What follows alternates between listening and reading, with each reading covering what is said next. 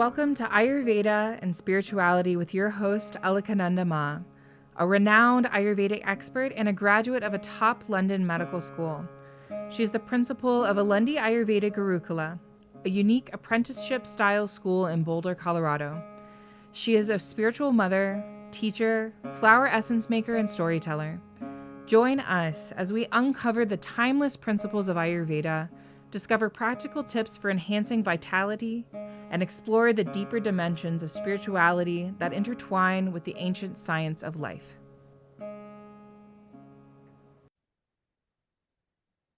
Namaste. Today we're going to be continuing our exploration of the way of the peacemaker according to Gandhi's peace process.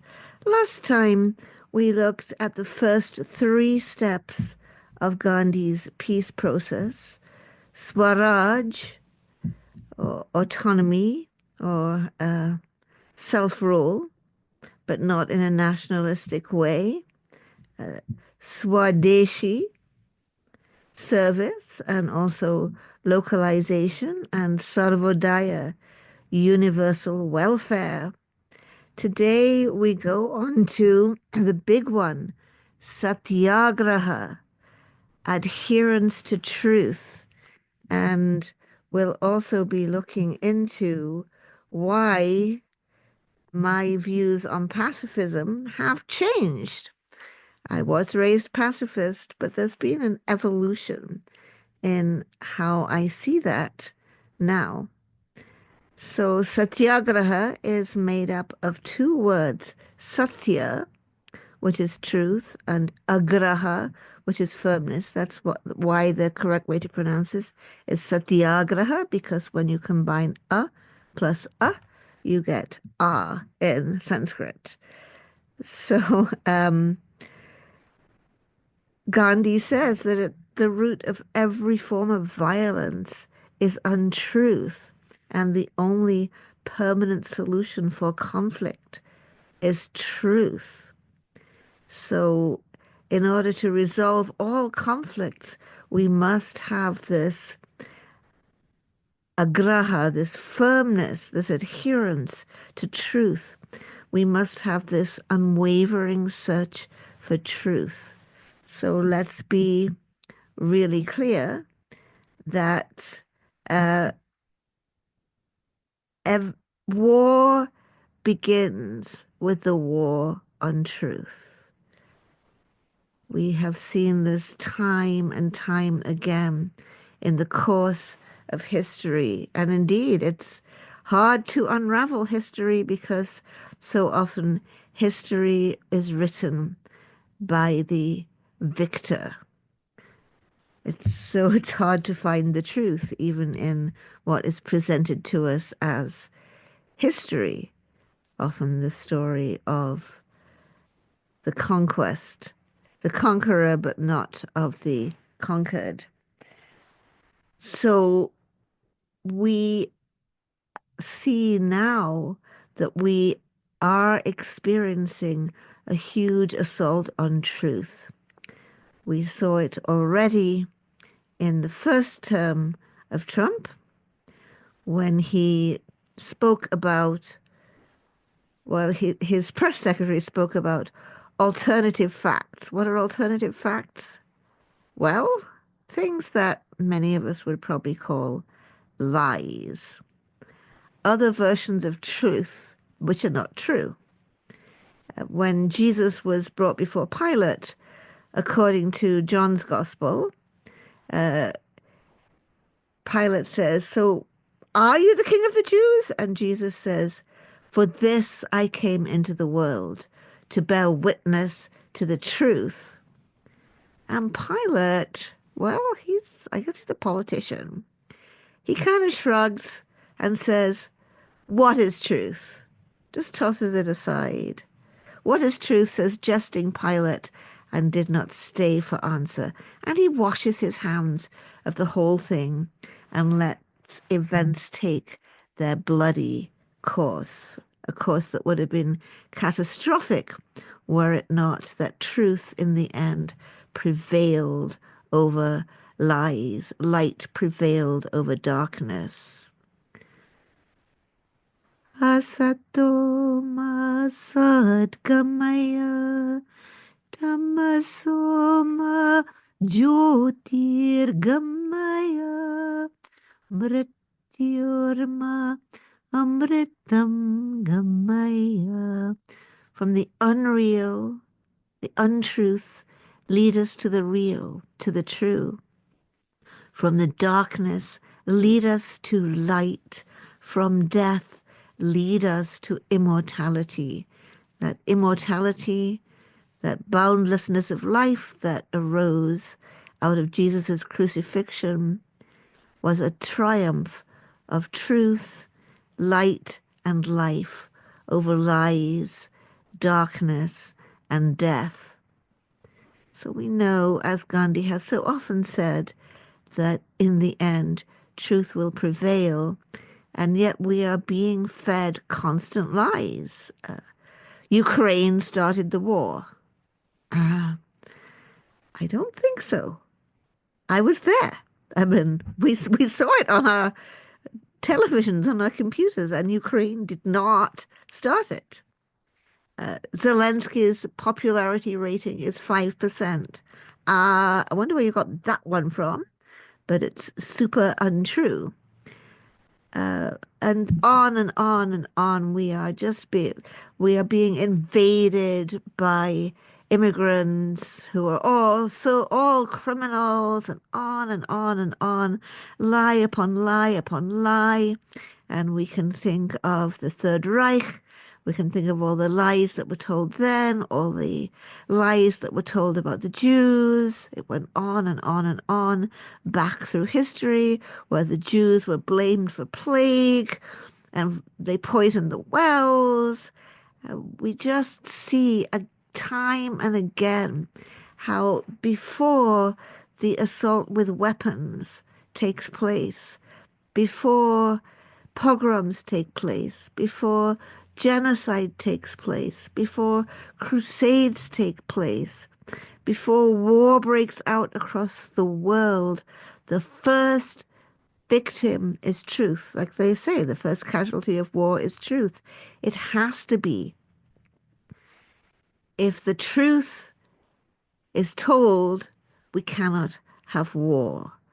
So we live in this time of a massive assault on truth. Propaganda, lying. To paraphrase Solzhenitsyn, I'm not sure if I'm going to say it correctly. They they lie. We know they lie. They know we know they lie.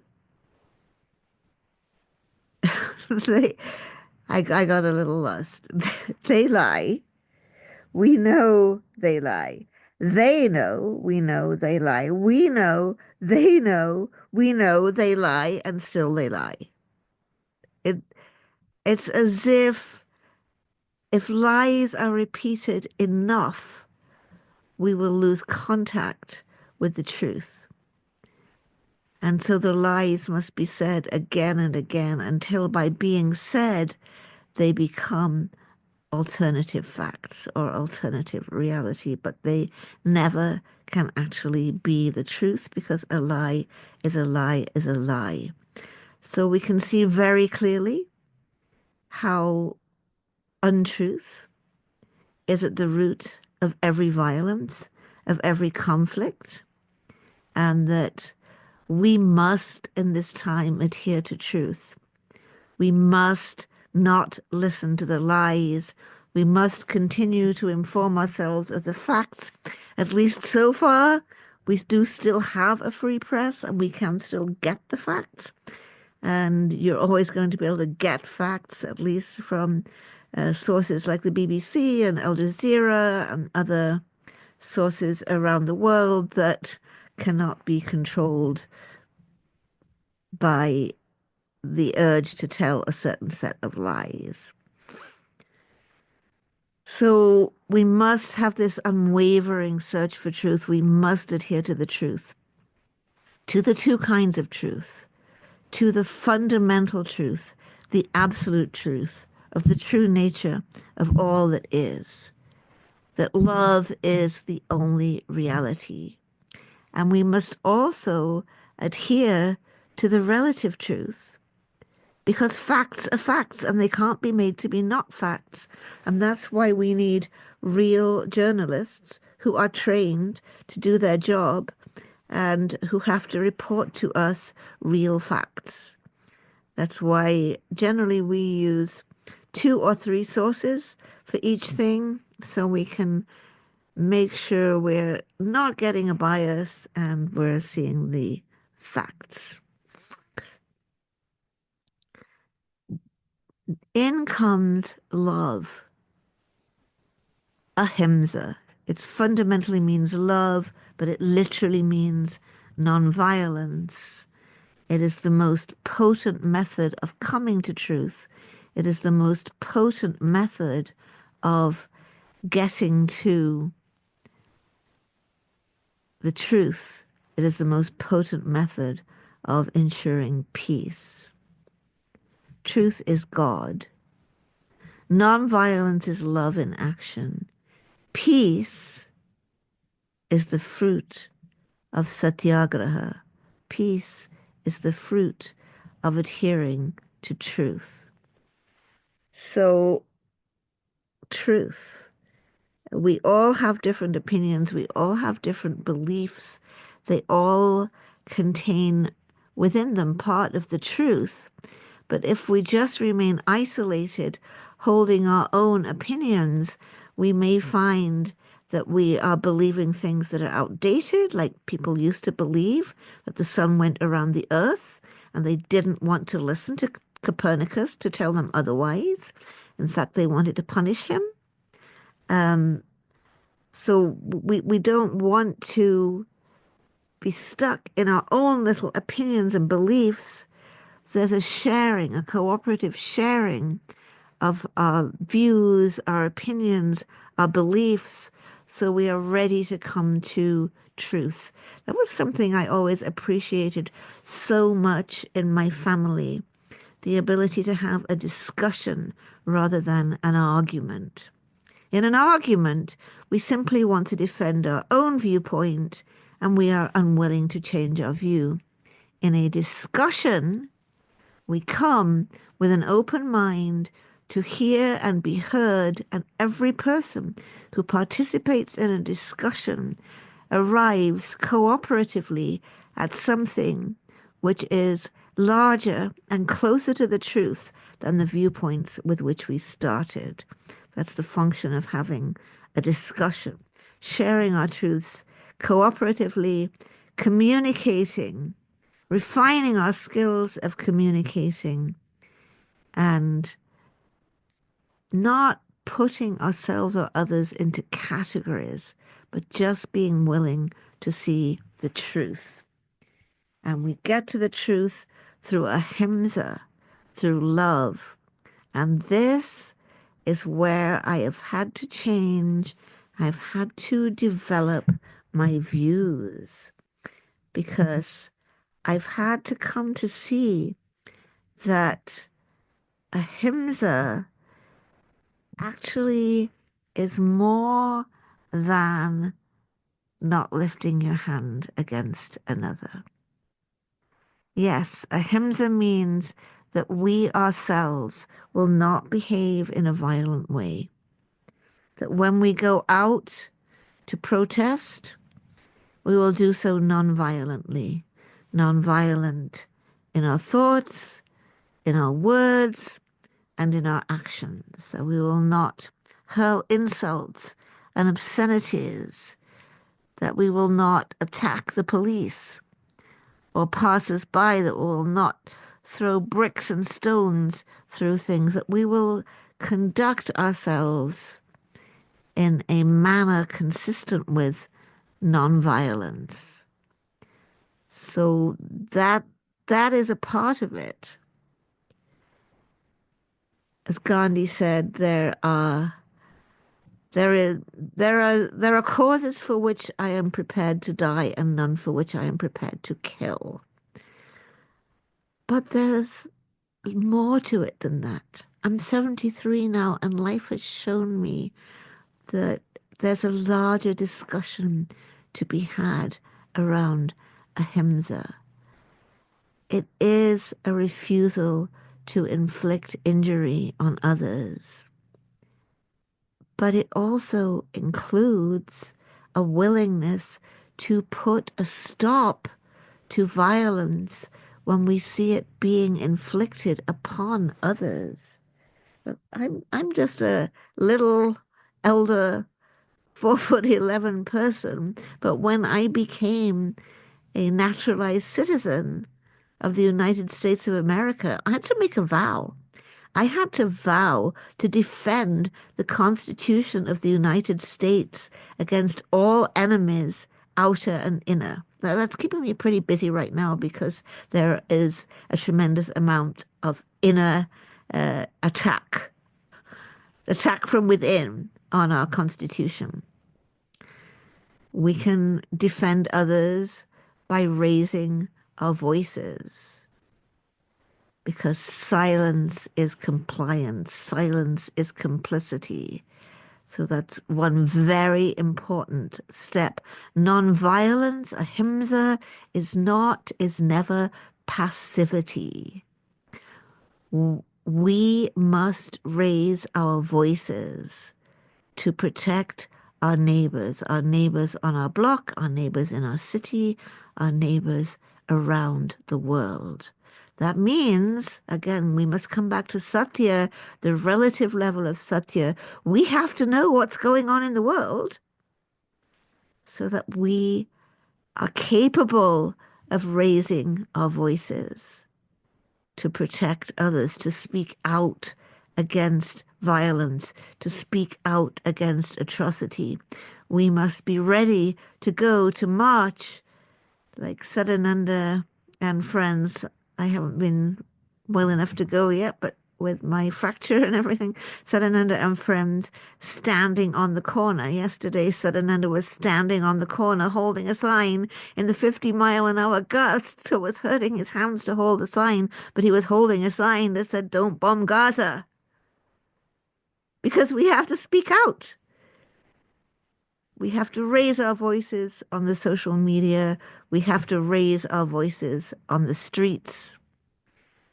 We have to speak to the politicians. Yesterday, I finally got a chance to speak to our representative, Joe Neguse, and tell him the Rosenberg branch of my family, they were entirely killed in the Holocaust because genocide was ignored.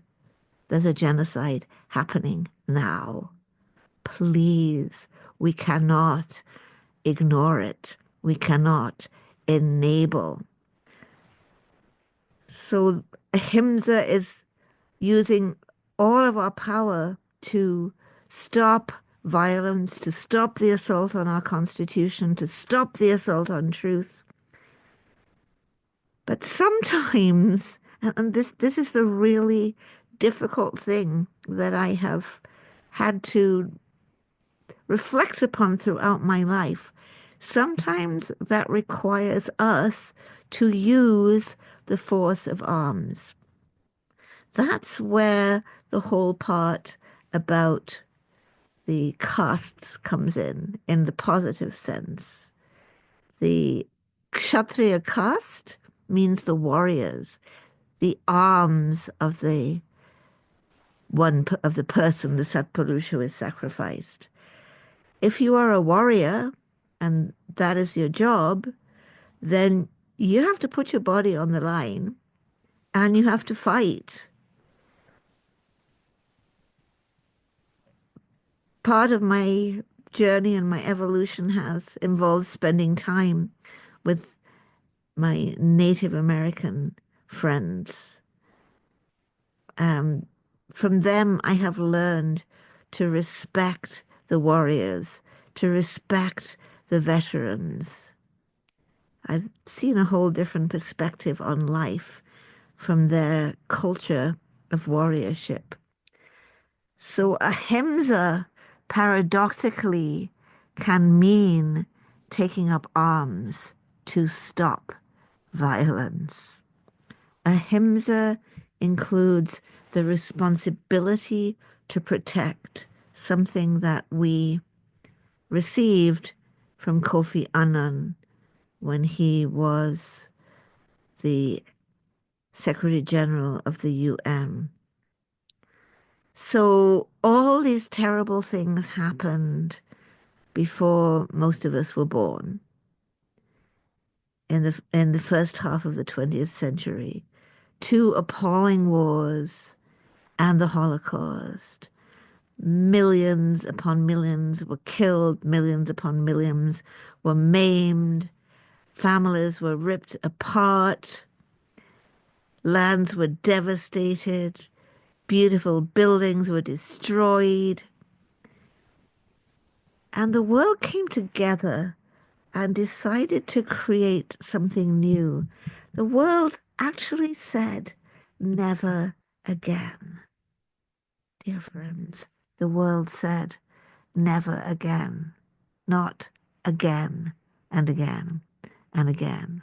So we came together for the UN, for the UN Charter, for the Universal Declaration of Human Rights, and the Declaration of the Rights of the Child, and international humanitarian law.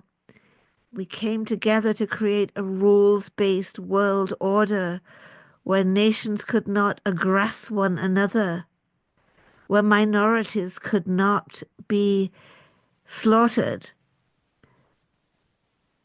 We came together with that intention. And yet, in the 1990s, many of us were sorely disillusioned when we saw the atrocities that occurred in the Balkans, in the former Yugoslavia. When I was 20, my friend Janet Dinwiddie and I actually had a holiday in what was then Yugoslavia. It was an interesting experience because the people in Yugoslavia evidently were not familiar with seeing people with red hair, green eyes, and freckles. And here were two young women with red hair, green eyes, and freckles, one being 6 feet tall and the other being just under 5 feet tall. They'd never seen anything like this in their life before, apparently, and it was quite interesting. And we loved being there. We loved especially Sarajevo. I loved Sarajevo because at noon, the call to prayer went out while the Angelus rang at the same time. We saw the onion domes of the Orthodox Church side by side with the spires of the Catholic Church, side by side with the minarets of the mosques. And we thought, how beautiful. What a place of multiple communities coming together. And then the 90s came along with all the atrocities. And the 90s came along with the genocide in Rwanda. And the international community did not prevent these horrors. There was also another thing that rattled the world was NATO's military intervention in Kosovo, which seemed to be violating our prohibition of the use of force. So the international community came together to debate how are we going to react to gross, systematic violations of human rights. Is the Universal Declaration on Human Rights going to be words on paper and nothing more? Is international law going to be words on paper and nothing more? So September 1999, and it's Kofi Annan, and he's looking forward to the coming century, the century we live in now, as he spoke about the prospects for human security and intervention in the next century. That we can't do that again. We can't let genocides happen. We can't let atrocities happen with nothing more than a tut-tut, maybe a few tears. So he challenged the member states to find common ground in upholding the principles of the UN Charter and acting in defense of common humanity. And he said, if humanitarian intervention is indeed an unacceptable assault on sovereignty, how do we respond to it, I wonder? To a Srebrenica in Bosnia, to gross and systematic violation of human rights that offend every precept of our common humanity. It is the big puzzle. What is the moment when, for the sake of Satya and for the sake of ahimsa, arms must be taken up? What is the moment when doing nothing is the worst form of violence imaginable? So this is what the UN adopted in 2005. First of all, each individual state has the responsibility to protect its populations from genocide, war crimes, ethnic cleansing, and crimes against humanity. This responsibility entails prevention of such crimes and prevention of the incitement of those crimes. That is why, though not in this country, in most countries in Europe, their free speech does not include incitement to racial hatred, incitement to ethnic hatred.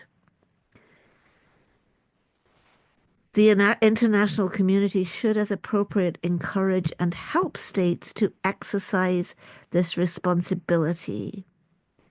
And we need an early warning capability. We need to intervene before the Holocaust happens.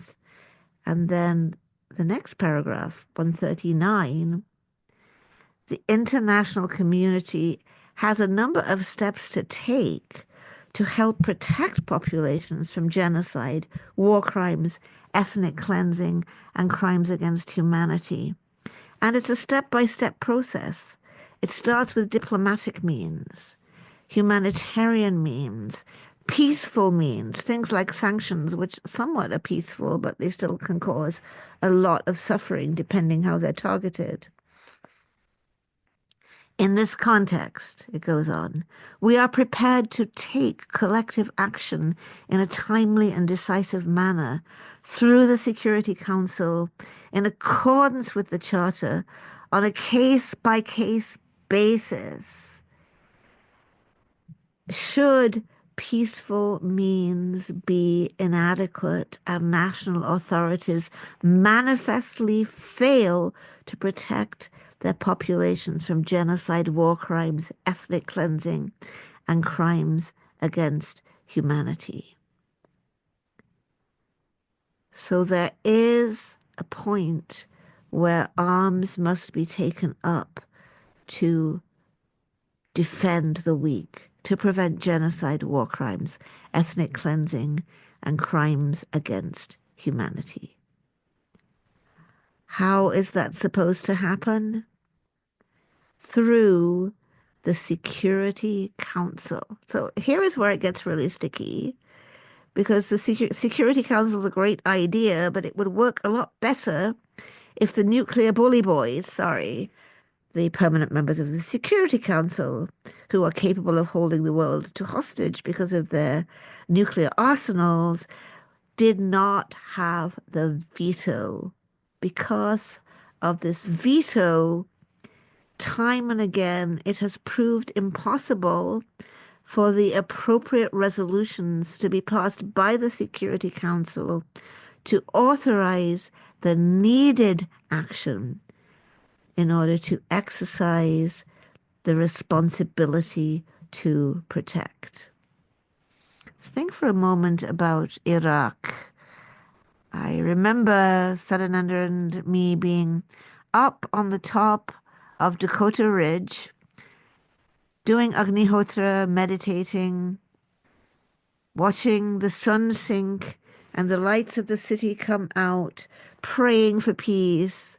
And we came down and we learned that the United States was invading Iraq. No doubt, Saddam Hussein was a brutal dictator. But, according to the International Commission of Jurists in Geneva, the invasion of Iraq was not legal because it wasn't in self-defense against armed attack, nor was it sanctioned by a UN Security Council resolution authorizing the use of force. Therefore, the war against Iraq did constitute the crime of war of aggression.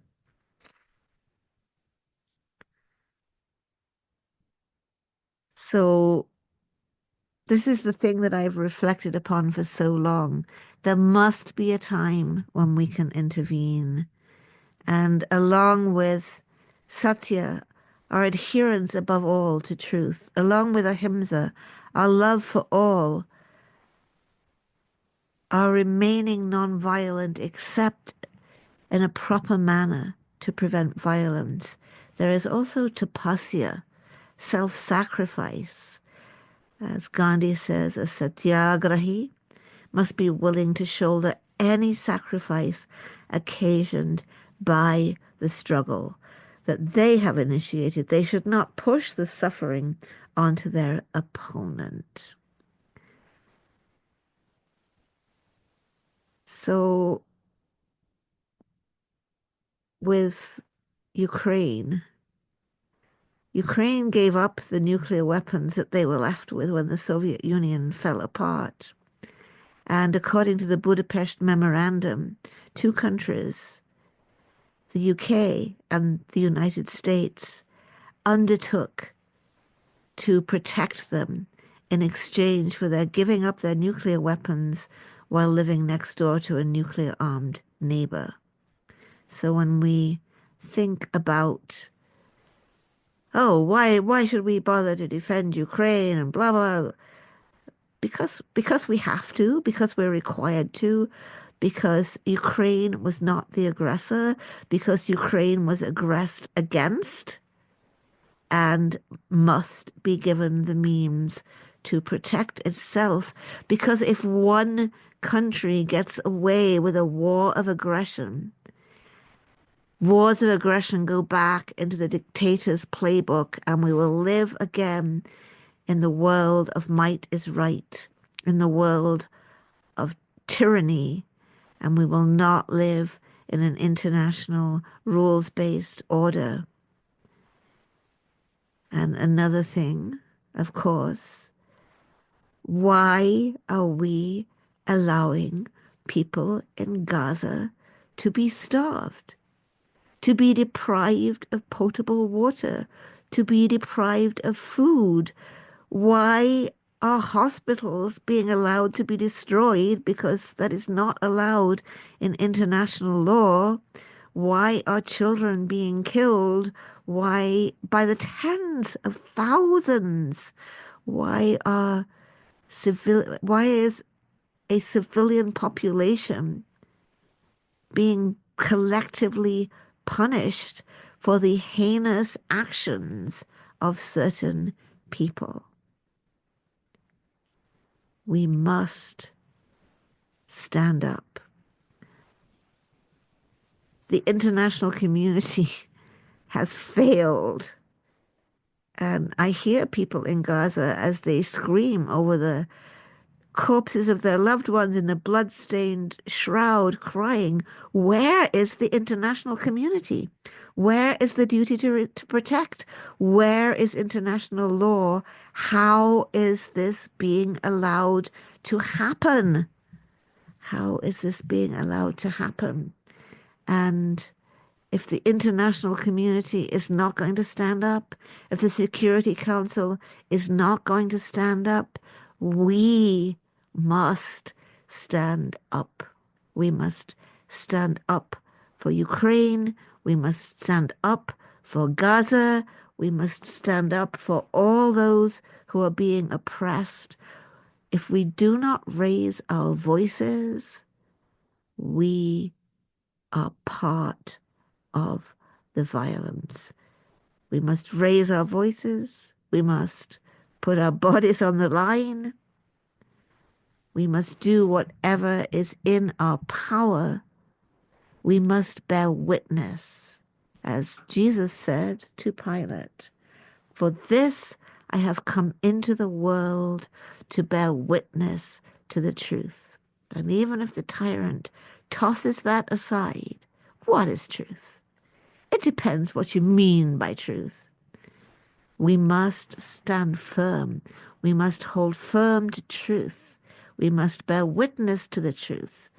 Like Satyagraha standing in the 50-mile-an-hour winds, and cold, shivering, holding his sign, we must bear witness to the truth, because this is Satyagraha, and peace will only come when each and every one of us stands in the truth, bears witness to the truth, and will not tolerate violence, will not tolerate genocide, will not tolerate ethnic cleansing, will not tolerate violence against women, will not tolerate femicide, will not tolerate cold and hungry children, will not tolerate aggression and invasion of other countries.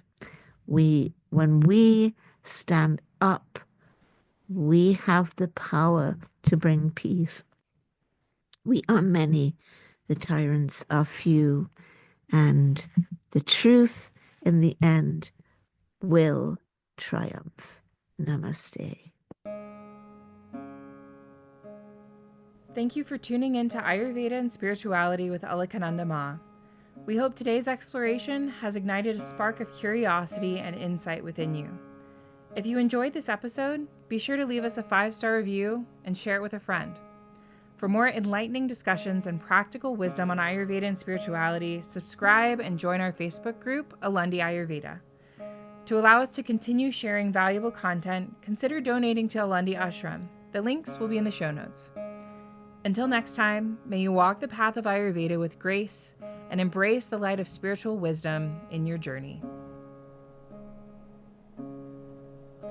Trayambakam yajamahe sugandhim pushtiva